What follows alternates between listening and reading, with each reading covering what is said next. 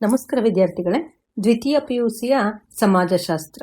ಈ ಹಿಂದೆ ನಿಮಗೆ ಸಮಾಜಶಾಸ್ತ್ರದ ಬ್ಲೂ ಪ್ರಿಂಟ್ ಈಗಾಗಲೇ ಕರ್ನಾಟಕ ಸರ್ಕಾರ, ಕರ್ನಾಟಕ ಶಾಲಾ ಪರೀಕ್ಷೆ ಮತ್ತು ಮೌಲ್ಯ ನಿರ್ಣಯ ಮಂಡಳಿಯು 2025 ಮತ್ತು 26ನೇ ಸಾಲಿಗಾಗಿ ನೀಲಿನಕ್ಷೆಯನ್ನು ಈಗಾಗಲೇ ಹೊರಡಿಸಿತ್ತು. ಆ ಒಂದು ನೀಲಿನಕ್ಷೆಯನ್ನು ನಾನು ಹಿಂದಿನ ವಿಡಿಯೋದಲ್ಲಿ ಸಂಪೂರ್ಣವಾಗಿ ವಿವರಣೆಯ ಜೊತೆಯಲ್ಲೇ ಕೊಟ್ಟಿದ್ದೇನೆ. ಈ ಒಂದು ವಿಡಿಯೋದಲ್ಲಿ ಬಹಳಷ್ಟು ವಿದ್ಯಾರ್ಥಿಗಳು ಹಿಂದೆ ನನ್ನ ಒಂದು ಕನ್ನಡ ಮಾದರಿ ಪ್ರಶ್ನೆ ಪತ್ರಿಕೆಯ ಉತ್ತರವನ್ನು ಕೊಟ್ಟಾಗ ಬಹಳಷ್ಟು ವಿದ್ಯಾರ್ಥಿಗಳು ಕೇಳ್ತಾ ಇದ್ರು, ಸಮಾಜಶಾಸ್ತ್ರದ ಒಂದು ಮಾದರಿ ಪ್ರಶ್ನೆ ಪತ್ರಿಕೆಯ ಸಂಪೂರ್ಣವಾದ ಉತ್ತರವನ್ನು ಕೂಡ ಕೊಡಿ ಅಂತ.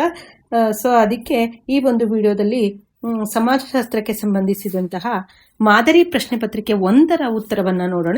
ಇಲ್ಲಿ ಕೇವಲ 1 ಅಂಕದ ಮತ್ತೆ multiple choice, fill in the blanks ಮತ್ತೆ ಮ್ಯಾಚ್ ದ ಫಾಲೋಯಿಂಗ್ಗೆ ಮಾತ್ರ ಉತ್ತರವನ್ನು ಕೊಟ್ಟಿದ್ದೇನೆ.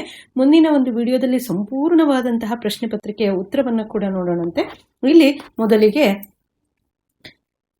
ಇರುವಂತಹದ್ದು ಭಾಗ ಎನಲ್ಲಿ. ಇಲ್ಲಿ ಸೂಚನೆಗಳನ್ನು ನೀವು ಸರಿಯಾಗಿ ಗಮನಿಸಬೇಕಾಗುತ್ತೆ. ಭಾಗ ಎದಲ್ಲಿನ ಪ್ರಶ್ನೆಗಳಿಗೆ ಪ್ರಥಮವಾಗಿ ಬರೆದಂತಹ ಉತ್ತರಗಳನ್ನು ಮಾತ್ರ ಮೌಲ್ಯಮಾಪನದಲ್ಲಿ ಪರಿಗಣಿಸಲಾಗುವಂತಹದ್ದು. ಹಾಗೆ ಕಡ್ಡಾಯವಾಗಿ ಪ್ರಶ್ನೆಗಳ ಸಂಖ್ಯೆಯನ್ನ ಉತ್ತರ ಪತ್ರಿಕೆಗಳಲ್ಲಿ ಸರಿಯಾಗಿ ಬರೆದು ಉತ್ತರಗಳನ್ನು ಬರೆಯಬೇಕು. ಹಾಗೆ ನೋಡಿ, ಇಲ್ಲಿ ನೋಡ್ತಾ ಹೋಗೋಣ. ಮೊದಲನೇದಾಗಿ ಭಾಗ ಎನಲ್ಲಿ ಬರುವಂತಹದ್ದು ಸರಿಯಾದ ಉತ್ತರಗಳನ್ನು ಆರಿಸಿ ಬರೆಯಿರಿ ಅಂತ ಇದೆ. ಅಂದ್ರೆ ಇಲ್ಲಿ ಬಹು ಆಯ್ಕೆ ಪ್ರಶ್ನೋತ್ತರಗಳು, ಮಲ್ಟಿಪಲ್ ಚಾಯ್ಸ್ ಕ್ವಶನ್ಸ್ ಇಲ್ಲಿ ಕೊಟ್ಟಿದ್ದಾರೆ. ಇವುಗಳನ್ನು ಸರಿಯಾಗಿ ಗಮನಿಸ್ಬಿಟ್ಟು ನೀವು ಉತ್ತರಿಸಬೇಕಾಗುತ್ತೆ. ಭಾರತ ಸರ್ಕಾರವು ಕೆಲವು ಭಾಷೆಗಳಿಗೆ ಶಾಸ್ತ್ರೀಯ ಸ್ಥಾನಮಾನವನ್ನ ನೀಡಿದೆ, ಅವುಗಳಲ್ಲಿ ಸರಿಯಾದ ಜೋಡಿಗಳನ್ನ ಗುರುತಿಸಿರಿ ಅಂತ ಇದೆ. ಇಲ್ಲಿ ನಿಮಗೆ ಪ್ರತಿಯೊಂದು ನಿಮಗೆ ಸಮಾಜಶಾಸ್ತ್ರದ ದ್ವಿತೀಯ PUCಗೆ ಸಂಬಂಧಿಸಿದಂತಹ ಸಮಾಜಶಾಸ್ತ್ರದ ಎಲ್ಲ ಅಧ್ಯಾಯಗಳ ಪ್ರಶ್ನೋತ್ತರಗಳನ್ನು ಕೂಡ ನಾನು ಕೊಟ್ಟಿದ್ದೇನೆ. ನನ್ನ ಚಾನಲ್ನಲ್ಲಿ ಸಮಾಜಶಾಸ್ತ್ರದ ಪ್ಲೇ ಲಿಸ್ಟ್ ಸಪ್ರೇಟ್ ಆಗಿದೆ, ಅಲ್ಲಿ ಹೋಗಿ ನೀವು ಎಲ್ಲ ನೋಟ್ಸ್ ಅನ್ನು ಕೂಡ ನೀವು ರೆಫರ್ ಮಾಡ್ಬೋದು. ಹಾಗಿದ್ರೆ ಇಲ್ಲಿ ನೋಡೋಣ. ಭಾಷೆಗಳು ಮತ್ತು ವರ್ಷ ಅನ್ನುವಂತಹದ್ದನ್ನ ಕೊಟ್ಟಿದ್ದಾರೆ. ಅವುಗಳಲ್ಲಿ ತಮಿಳು ಅನ್ನುವಂಥದ್ದು ಶಾಸ್ತ್ರೀಯ ಸ್ಥಾನಮಾನವನ್ನ ಕೊಟ್ಟಿದ್ದು 2004ರಲ್ಲಿ ಅಂತ ಕೊಟ್ಟಿದ್ದಾರೆ. ಸಂಸ್ಕೃತ ಅನ್ನುವಂಥದ್ದು ಅದು 2005ರಲ್ಲಿ, ಕನ್ನಡಕ್ಕೆ 2008ರಲ್ಲಿ, ಹಾಗೆ ಓರಿಯಾಕ್ಕೆ 2014ರಲ್ಲಿ ಅಂತ ಕೊಟ್ಟಿದ್ದಾರೆ. ಇಲ್ಲಿ ಆಯ್ಕೆಗಳನ್ನು ಕೊಟ್ಟಿದ್ದಾರೆ. ನಾನು ಕೇವಲ ಉತ್ತರದ ಆಯ್ಕೆಯನ್ನು ಮಾತ್ರ ಹೇಳ್ತಾ ಹೋಗ್ತೀನಿ. ನೋಡಿ, ಎ ತಮಿಳು 2004 ಅದು ಕೂಡ ಸರಿಯಾಗಿದೆ. ಸಂಸ್ಕೃತ 2005 ಅದು ಕೂಡ ಸರಿಯಾಗಿದೆ. ಹಾಗೆ ಕನ್ನಡ 2008 ಅದು ಕೂಡ ಸರಿಯಾಗಿದೆ. ಹಾಗೆ ಓರಿಯಾ 2014. ಹೀಗಾಗಿ ಡಿಗೆ ಸರಿಯಾದಂತಹ ಉತ್ತರವಾಗಿದೆ. ಇನ್ನು ಎರಡನೆಯದು, ಕರ್ನಾಟಕದಲ್ಲಿ ಹಿಂದುಳಿದ ವರ್ಗಗಳ ಆಯೋಗವನ್ನು ರಚಿಸಿದ ಕ್ರಮಾನುಗತಿಯಲ್ಲಿ ಆರಿಸಿ ಬರೆಯಿರಿ ಅಂತ ಕೊಟ್ಟಿದ್ದಾರೆ. ಇದಕ್ಕೆ ಸರಿಯಾದಂತಹ ಉತ್ತರ ನಾಗನಗೌಡ ಆಯೋಗ ಮೊದಲು ಬರುತ್ತೆ, ಆಮೇಲೆ LG ಹಾವನೂರ ಆಯೋಗ, ವೆಂಕಟಸ್ವಾಮಿ ಆಯೋಗ ಮತ್ತು ಚಿನ್ನಪ್ಪ ರೆಡ್ಡಿ ಆಯೋಗ. ಹಾಗೆ 6ನೇ ಪಂಚವಾರ್ಷಿಕ ಯೋಜನೆಯ ಕಲ್ಯಾಣದ 3 ಸಮಗ್ರ ಯೋಜನೆಗಳನ್ನು ಗುರುತಿಸಿ ಅಂತ ಕೇಳಿದರೆ ಇದಕ್ಕೆ ಸರಿಯಾದಂತಹ ಉತ್ತರ ಎ ಆಪ್ಷನ್, ಅಂದ್ರೆ ವಿಶೇಷ ಘಟಕ ಯೋಜನೆ, ವಿಶೇಷ ಕೇಂದ್ರದ ನೆರವು, ಪರಿಶಿಷ್ಟ ಜಾತಿ ಅಭಿವೃದ್ಧಿಯ ನಿಗಮ. ಮುಂದಿನದು 4ನೇದು, ಭಾರತದಲ್ಲಿ ಅಸಮಾನತೆಗಳು ಹೀಗೆ ಮುಂದುವರೆದಿದೆ ಅನ್ನುವಂತಹದ್ದು. ಅರ್ಧ ಭಾರತವು ಕ್ಯಾಲಿಫೋರ್ನಿಯಾ ಆಗುತ್ತದೆ ಮತ್ತು ಇನ್ನರ್ಧ ಭಾಗವು ಆಫ್ರಿಕಾ ಖಂಡದ ಸಹಾರಾ ಮರುಭೂಮಿ ಆಗುತ್ತದೆ ಅನ್ನುವಂಥದ್ದು. ಈ ಹೇಳಿಕೆಯನ್ನು ನೀಡಿದಂತಹವರು ಡಾಕ್ಟರ್ ಅಮರ್ತ್ಯ ಸೇನ್ ರವರು. ಹಾಗೆ ಮುಂದಿನದು, ಮಲಪ್ರಭಾ ಹೋರಾಟಕ್ಕೆ ಕಾರಣವಾದ ಅಂಶಗಳನ್ನು ಗುರುತಿಸಿ ಅಂತ ಕೇಳಿದರೆ ಇದಕ್ಕೆ ಸರಿಯಾದಂತಹ ಒಂದು ಆಯ್ಕೆ 4 ಕೊಟ್ಟಿದ್ದಾರೆ. ಅದರಲ್ಲಿ ಸರಿಯಾದಂತಹ ಆಯ್ಕೆ ಅಂದರೆ ಬಿ ಆಗಿರುತ್ತೆ. ಅಂದರೆ ಮೊದಲನೇದಾಗಿ ಸ್ಥಿರ ಬೆಲೆಯ ಪ್ರಶ್ನೆ, ಹಾಗೆ 3ನೇದಾಗಿ ಲೆವಿಯ ಪ್ರಶ್ನೆ ಮತ್ತು 4ನೇದು ಸ್ಥಳೀಯ ನೌಕರಶಾಹಿಯ ಪಾತ್ರ. ಹೀಗಾಗಿ ಬಿ ಸರಿಯಾದಂತಹ ಉತ್ತರ. ಮುಂದಿನದು ಫಿಲ್ ಇನ್ ದ ಬ್ಲ್ಯಾಂಕ್ಸ್ ಇರುತ್ತೆ. ಇಲ್ಲಿ ಸರಿಯಾದಂತಹ ಉತ್ತರಗಳನ್ನು ಕೂಡ ನೀವು ಆರಿಸಿ ಬರಿಬೇಕು. ಇಲ್ಲಿ ಉತ್ತರಗಳನ್ನು ಆಲ್ರೆಡಿ ಈಗಾಗಲೇ ಕೊಟ್ಟಿರ್ತಾರೆ, ಅವುಗಳನ್ನು ಆರಿಸಿ ಬರಿಬೇಕು. ಸರಿಯಾಗಿ ಗಮನಿಸ್ಬಿಟ್ಟು 6ನೆಯ ಪ್ರಶ್ನೆ, ಕರ್ತ ಎಂದರೇನು? ಕರ್ತ ಅಂತಂದ್ರೆ ಅವಿಭಕ್ತ ಕುಟುಂಬದ ಮುಖ್ಯಸ್ಥನನ್ನ ಕರ್ತ ಅಂತ ಹೇಳ್ಬಿಟ್ಟು ಕರೆಯಲಾಗುತ್ತೆ. ಇನ್ನು ಭಾರತೀಯ ಗ್ರಾಮಗಳನ್ನು ಪುಟ್ಟ ಗಣರಾಜ್ಯಗಳು ಅಂತ ಕರೆದವರು ಯಾರು ಅಂತ ಅಂದ್ರೆ ಅದು ಚಾರ್ಲ್ಸ್ ಮೆಟ್ಕಾಫ್ ಅನ್ನುವಂತಹದ್ದು.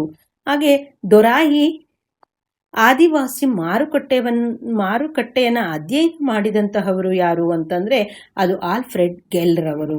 ಭಾರತದಲ್ಲಿ ಸಾಮಾಜಿಕ ಚಳುವಳಿಯ ಎಂಬ ಕೃತಿಯನ್ನು ಬರೆದಂತಹವರು MS.A. ರಾವ್ ಅವರು. ಇನ್ನು ಆಂತರಿಕ ಮೂಲದ ಪರಿವರ್ತನೆಯನ್ನ ತಿಳಿಸಿದಂತ ಅಂದ್ರೆ ಸಂಸ್ಕೃತಾನುಕರಣ ಅಂತ ಹೇಳ್ಬಿಟ್ಟು ಇನ್ನು ಹೊಂದಿಸಿ ಬರೆಯಿರಿ ನೋಡೋಣ. ಇದು ಕೂಡ 5 ಅಂಕಗಳಿಗೆ ಇರುತ್ತೆ. ಒಡಲ ತುಡಿತಕ್ಕೆ ಕೇಡು ಅನ್ನುವಂತಹ ಒಂದು ಕೃತಿ ಮಂಜುನಾಥ ದೇವರದು. ಡಿವೈನ್ ಲೈಫ್ ಸೊಸೈಟಿ ಅನ್ನುವಂತಹದ್ದು ಮೆಕ್ಕಿಮ್ ಮೆರೇಟರ್ ಅವ್ರದ್ದು. ಹಾಗೆ ಮೂಕನಾಯಕ ಅನ್ನುವಂತಹದ್ದು ಡಾಕ್ಟರ್ BR ಅಂಬೇಡ್ಕರ್ದವ್ರದ್ದು. ಹಾಗೆ ಅಪಸಂಸ್ಕೃತಾನುಕರಣ ಅನ್ನುವಂತಹದ್ದಕ್ಕೆ ಸರಿಯಾದಂತಹ ಉತ್ತರ ಮಜುಮ್ದಾರ್ ಅನ್ನುವಂಥದ್ದು. ಹಾಗೆ ಶಾಪಿಂಗ್ ಅನ್ನುವಂತಹದ್ದಕ್ಕೆ ಮೈಕಲ್ ಆಲ್ರಿಕ್ ರವರು. ಹಾಗೆ ಮುಂದಿನದನ್ನು ನೋಡೋಣ. 1 ಅಂಕದ ಪ್ರಶ್ನೋತ್ತರಗಳು ಇವು. ಹಿಂದೂ ಪದವನ್ನ ಪರಿಚಯಿಸಿದಂತಹವರು ಯಾರು ಅಂತ ಇದೆ 12ನೆಯ ಪ್ರಶ್ನೆ.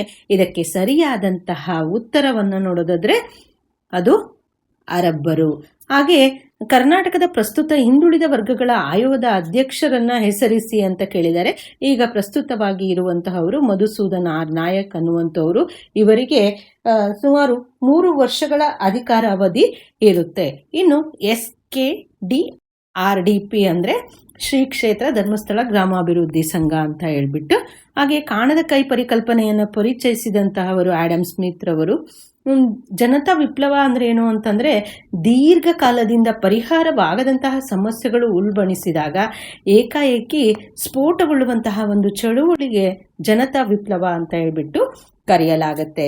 ಇನ್ನು ಮುಂದಿನವು ಕೆಳಗಿನ ಯಾವುದಾದರೂ 5 ಪ್ರಶ್ನೆಗಳಿಗೆ ತಲಾ 2ರಿಂದ 3 ವಾಕ್ಯಗಳಲ್ಲಿ ಉತ್ತರಿಸಿ ಅಂತ ಕೇಳಿದರೆ ನೀವು 5 ಪ್ರಶ್ನೆಗಳಿಗೆ ಉತ್ತರಿಸಬೇಕಾಗುತ್ತೆ. ಅಂದ್ರೆ 1 ಪ್ರಶ್ನೆಗೆ 2 ಅಂಕ ಇರುತ್ತೆ. ಸಿಂಧು ನಾಗರಿಕತೆ 2 ನಗರಗಳನ್ನು ಹೆಸರಿಸಿ ಅಂತ ಕೇಳಿದರೆ ಅದು ಹರಪ್ಪ ಮತ್ತು ಮೊಹೆಂಜೊದಾರೋ. ಕರ್ನಾಟಕದ ಯಾವುದಾದ್ರೂ 2 ಪರಿಶಿಷ್ಟ ಜಾತಿಗಳ ಹೆಸರನ್ನ ತಿಳಿಸಿ ಅಂತ ಕೇಳಿದರೆ ಲಂಬಾಣಿ, ಬೋವಿ. 2 ಬರೆದ್ರೆ ಸಾಕಾಗುತ್ತೆ. ಲಿಂಗ ಮತ್ತು ಲಿಂಗತ್ವದ ನಡುವಿನ 2 ವ್ಯತ್ಯಾಸಗಳನ್ನ ಬರೆಯಿರಿ ಅಂತ ಕೇಳಿದರೆ ಲಿಂಗ ಅಂತ ಅಂದ್ರೆ ಇದರ ಸಂಪೂರ್ಣವಾದ ಉತ್ತರವನ್ನು ಮುಂದಿನ ವಿಡಿಯೋದಲ್ಲಿ ಕೊಡ್ತೇನೆ. ಇಲ್ಲಿ ಹಾಗೆ ಹೇಳ್ತಾ ಹೋಗೋಣ. ಲಿಂಗ ಅಂದ್ರೆ ಸ್ತ್ರೀ ಪುರುಷರಲ್ಲಿ ವ್ಯತ್ಯಾಸ ಕಲ್ಪಿಸುವಂತಹ ಒಂದು ಜೈವಿಕ ಅಂಶ ಆಗಿರುತ್ತೆ. ಹಾಗೆ ಲಿಂಗತ್ವ ಅಂತಂದ್ರೆ ಯಾವುದೇ ವ್ಯಕ್ತಿ ಅಥವಾ ಸ್ತ್ರೀ ಅಥವಾ ಪುರುಷನಾಗಿರುವುದಕ್ಕೆ ಸಮಾಜದ ಒಂದು ಸದಸ್ಯರು ಆರೋಪಿಸುವಂತಹ ವ್ಯಕ್ತಿಗತ ಗುಣಗಳನ್ನ ಒಂದು ಸಾಮಾಜಿಕ ಸ್ಥಾನಮಾನವನ್ನ ಲಿಂಗತ್ವ ಅಂತ ಹೇಳ್ಬಿಟ್ಟು ಕರೆಯಲಾಗುತ್ತೆ. ಹಾಗೆ ಮುಂದಿನದನ್ನ ನೋಡ್ತಾ ಹೋಗೋಣ. ರೈತರ ಆತ್ಮಹತ್ಯೆಗೆ GK ವೀರ್ಯ ಸಮಿತಿ ನಡೆಸಿರುವಂತಹ ಕಾರಣಗಳನ್ನು ತಿಳಿಸಿ ಅಂತ ಇದೆ. ಕರ್ನಾಟಕದಲ್ಲಿ ನಡೆಯುವ 2 ಪ್ರಸಿದ್ಧ ಜಾತ್ರೆಗಳನ್ನ ಹೆಸರಿಸಿ ಅಂತ ಕೇಳಿದರೆ. ಸಾಮಾಜಿಕ ಚಳುವಳಿಯನ್ನ ವ್ಯಾಖ್ಯಾನಿಸಿ 2 ಬ್ರಿಕ್ ರಾಷ್ಟ್ರಗಳ ಹೆಸರನ್ನ ಬರೆಯಿರಿ ಅಂತ ಕೇಳಿದರೆ. ಹಾಗೆ ಜಾಗತಿಕ ಅನನ್ಯತೆ ಅಂದ್ರೆ ಏನು ಅಂತ ಕೇಳಿದರೆ. ಹಾಗೆ ಮುಂದಿನದು ಭಾಗ C ಗೆ ಬಂದ್ರೆ ಭಾರತದಲ್ಲಿ 4ನೇ ಮೆನು ಕೆಳಗಿನ ಯಾವುದಾದರೂ 6 ಪ್ರಶ್ನೆಗಳಿಗೆ 15 ವಾಕ್ಯಗಳಲ್ಲಿ ಉತ್ತರಿಸಿ ಅಂತ ಕೇಳಿದರೆ. ಭಾರತದಲ್ಲಿ ಆರೀಕರಣ ಪ್ರಕ್ರಿಯೆಯನ್ನು ಕುರಿತು ಟಿಪ್ಪಣಿಯನ್ನ ಬರೆಯಿರಿ ಅಂತ ಕೇಳಿದರೆ. 6 ಪ್ರಶ್ನೆಗೆ ಮಾತ್ರ ಉತ್ತರಿಸಬೇಕಾಗುತ್ತೆ. ಒಂದೊಂದು ಪ್ರಶ್ನೆಯನ್ನ ನೀವು ಉತ್ತರಿಸಿದ್ರೆ 5 ಅಂಕಗಳು ಇರುತ್ತೆ. ಅಸ್ಪೃಶ್ಯತಾ ನಿವಾರಣೆಯಲ್ಲಿ ಮಹಾತ್ಮ ಗಾಂಧೀಜಿಯವರ ಪಾತ್ರವನ್ನ ವಿವರಿಸಿ ಅಂತ ಕೇಳಿದರೆ ನೋಡಿ, ನೀವು ಈ 5 ಅಂಕದ ಪ್ರಶ್ನೆಗಳನ್ನ ಅದಕ್ಕೆ ಉತ್ತರವನ್ನ ಓದುವಾಗ ನೀವು ಹತ್ರ ಬ್ಲೂ ಪ್ರಿಂಟ್ ಅನ್ನ ಇಟ್ಕೊಂಡ್ಬಿಟ್ಟು ಓದಿದ್ರೆ ನಿಮ್ಗೆ ಈಸಿ ಆಗುತ್ತೆ. ಯಾಕೆಂದ್ರೆ ನಿಮ್ಮ ಸಿಲೆಬಸ್ ಬಹಳಷ್ಟು ಇರೋದ್ರಿಂದ ಎಲ್ಲ ಲೆಸನ್ನಲ್ಲಿಯೂ ಕೂಡ 10 ಅಂಕದ ಪ್ರಶ್ನೆಗಳು ಇರಲ್ಲ. ಬ್ಲೂ ಪ್ರಿಂಟ್ನಲ್ಲಿ ಇರುವುದನ್ನ ಗಮನಿಸ್ಬಿಟ್ಟು ನೀವು ಅಭ್ಯಾಸ ಮಾಡಿದರೆ ಪರೀಕ್ಷೆಯಲ್ಲಿ ಸುಲಭವಾಗಿ ಆನ್ಸರ್ ಮಾಡ್ಬೋದು. ಹಾಗೆ ಅಸ್ಪೃಶ್ಯತಾ ನಿವಾರಣೆಯಲ್ಲಿ ಮಹಾತ್ಮ ಗಾಂಧೀಜಿಯವರ ಪಾತ್ರವನ್ನ ವಿವರಿಸಿ ಅಂತ ಕೇಳಿದರೆ. ಮಹಿಳಾ ಸಬಲೀಕರಣ ಕಾರ್ಯತಂತ್ರಗಳನ್ನು ಪಟ್ಟಿ ಮಾಡಿ ಅಂತ ಕೇಳಿದರೆ. ಅವಿಭಕ್ತ ಕುಟುಂಬದ ಅನುಕೂಲಗಳನ್ನು ವಿವರಿಸಿ ಅಂತ ಕೇಳಿದರೆ. ಅವಿಭಕ್ತ ಕುಟುಂಬದ ಬದಲಾವಣೆಗೆ ಕಾರಣವಾದ ಅಂಶಗಳನ್ನು ಚರ್ಚಿಸಿ ಅಂತ ಕೇಳಿದರೆ.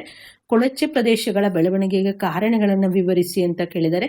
ಮೆಕ್ಡೊನಾಲ್ಡೀಕರಣದ 5 ತತ್ವಗಳನ್ನು ಚರ್ಚಿಸಿ ಅಂತ ಕೇಳಿದರೆ. ರೂಪರ್ಟ್ ಮರ್ಡೋಕರ್ ಅವರನ್ನ ಕುರಿತು ಟಿಪ್ಪಣಿ ಬರೆಯಿರಿ ಅಂತ ಕೇಳಿದರೆ.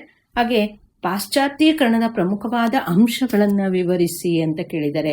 ನೋಡಿ, ನಿಮ್ಗೆ 9 ಕೊಟ್ಟಿದ್ದಾರೆ, ಕೇವಲ ನೀವು 6 ಮಾತ್ರ ಬರಿಬೇಕಾಗುತ್ತೆ. ಮುಂದಿನ ಒಂದು ಮೇನು ಭಾಗ D ಗೆ ಸಂಬಂಧಿಸಿರುವಂತದ್ದು ಒಂದು ಏಳನೆಯ ಮೇನು, ಕೆಳಗಿನ ಯಾವುದಾದರೂ 2 ಪ್ರಶ್ನೆಗಳಿಗೆ 30 ವಾಕ್ಯಗಳಲ್ಲಿ ಉತ್ತರಿಸಿ ಅಂತ ಕೇಳಿದ್ದಾರೆ.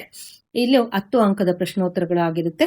ರಾಷ್ಟ್ರೀಯ ಭಾವೈಕ್ಯತೆಯನ್ನು ವ್ಯಾಖ್ಯಾನಿಸಿ ಅಂತ ಇದೆ. ರಾಷ್ಟ್ರೀಯ ಭಾವೈಕ್ಯತೆಯ ಸವಾಲುಗಳನ್ನು ವಿವರಿಸಿ ಅಂತ ಕೇಳಿದ್ದಾರೆ.